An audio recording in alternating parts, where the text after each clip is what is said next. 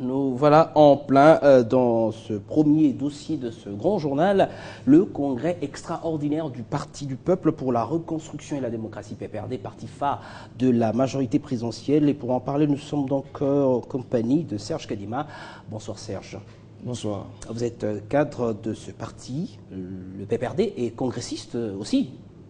Oui, je suis cadre du PPRD. Oui. Donc nous sommes présentement en train de tenir nos assises au niveau de la FICIN. Donc c'est un congrès extraordinaire pour parler des enjeux électoraux, parler aussi des perspectives d'avenir. Donc nous sommes là en train de vouloir réfléchir sur la situation actuelle du pays, notamment les élections qui s'annoncent très bientôt.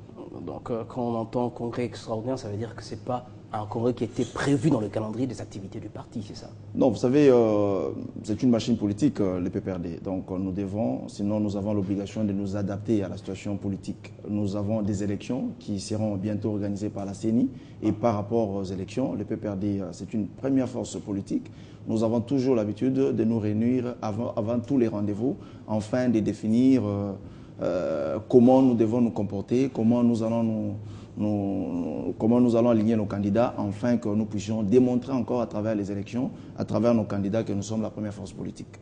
Alors, fallait-il vraiment un congrès extraordinaire, bon, congrès tout de même, pour harmoniser les listes des candidats au provincial? Fallait-il un congrès pour ça? Non, on n'a pas dit que le congrès avait pour objectif d'harmoniser les listes. Nous avons dit que c'était essentiellement pour ça. Non, non, il y a des enjeux électoraux. Évidemment, il y a les perspectives d'avenir. Donc, nous sommes en train d'amorcer une spirale politique importante et il était important en tant que machine politique, en tant qu'un parti politique responsable, que nous puissions évidemment discuter sur des questions importantes qui engagent l'avenir, non seulement du pays, mais également celui du parti. Alors, quelles sont ces questions importantes?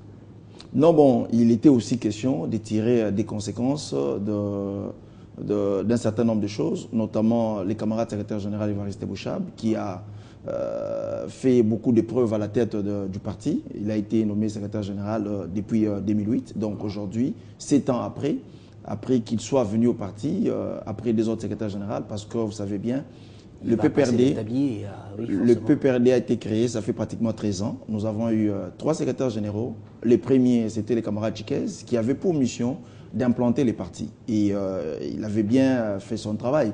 Et nous avons eu M. Vital Kamere comme secrétaire général, qui avait pour mission d'organiser les élections. Vous savez, quand on organise les élections, on met beaucoup de moyens pour le marketing. C'est comme ça qu'il fallait, vous avez vu, on a beaucoup parlé du PPRD pendant cette période-là.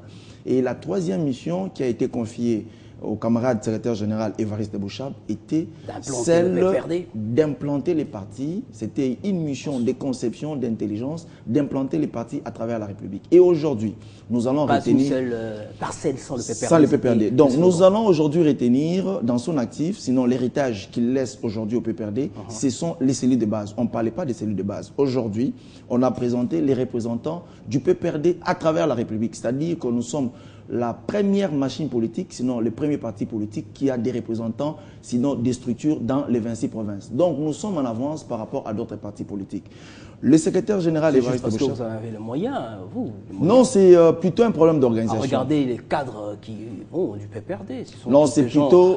Je vais dire que c'est plutôt un problème d'organisation. Vous savez, ici, on peut bien vouloir s'organiser, mais si on n'a pas le moyen, on n'y arrivera pas. Je vais vous dire que c'est seulement parce que l'initiateur du parti, d'abord, il a réuni les conditions pour que le PPRD puisse bien s'organiser. C'est un problème d'organisation. Le camarade secrétaire général Évariste Bouchab, c'est très bien organisé. Il a donné une place de choix à la jeunesse depuis qu'il est là, au-delà de la politique de la cellule de base qui est aujourd'hui partout, qui sont installées aujourd'hui partout à travers la République, parce que nous considérons que les cellules de base constituent pratiquement les racines pour une arbre. Donc aujourd'hui, au-delà de cela, les jeunes du PPRD ont bénéficié d'une attention particulière de la part du camarade secrétaire général à travers plusieurs programmes de formation, des séminaires. Il nous a envoyés partout à travers le monde pour aller apprendre ce que les autres font, pour servir non seulement les PPRD et servir la République. Vous savez, on dit souvent que la jeunesse, c'est l'avenir de demain. Et les camarades secrétaires généraux s'est inscrit dans cette logique-là.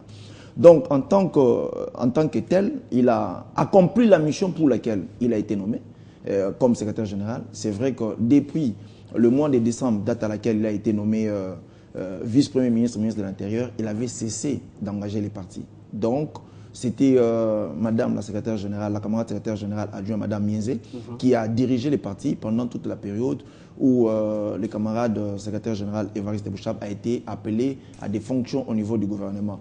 Donc, aujourd'hui, sinon, au cours du Congrès, nous allons évidemment tirer aussi conséquence de cette attitude-là et formaliser les choses. Lui-même, d'ailleurs, j'ai beaucoup aimé, il a fait un discours d'un grand homme, il a marqué aujourd'hui à travers son discours, il a aujourd'hui lui-même dit, en tant que professeur de droit constitutionnel, il a enseigné plusieurs générations, plusieurs personnes sur la Constitution, les respects de la Constitution. Donc, il y a incompatibilité d'être vice-premier ministre, ministre de l'Intérieur et Sécurité dans le gouvernement, c'est lui qu'on appelle ministre de la Population, et exercer également les fonctions de secrétaire général. Donc, il a lui-même il a demandé aux congressistes de réfléchir sur la personne qui pourra les remplacer. Donc, entre autres, les questions... également, on va dire, espèce voilà, le critère, on va dire.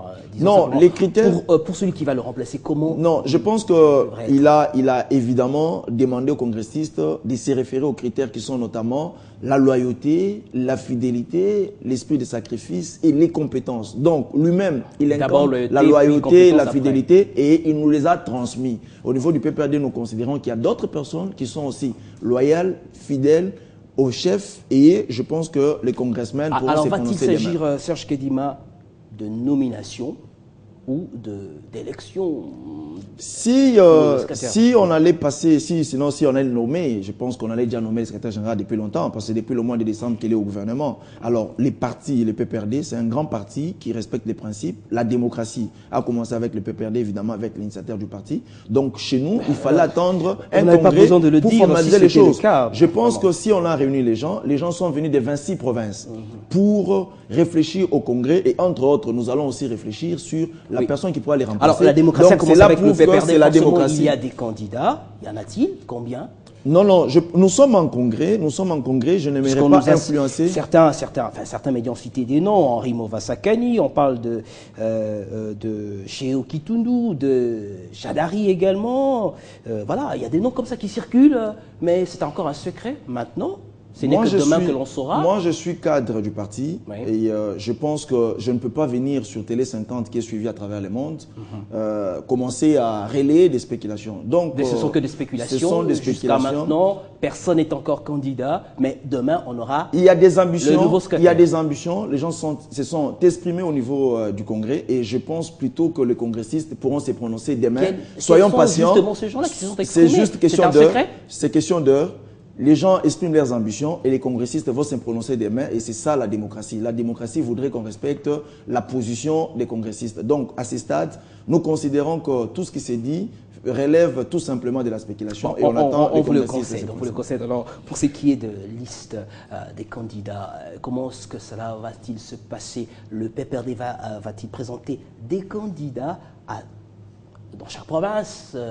C'est beaucoup d'argent. C'est 50 000 $.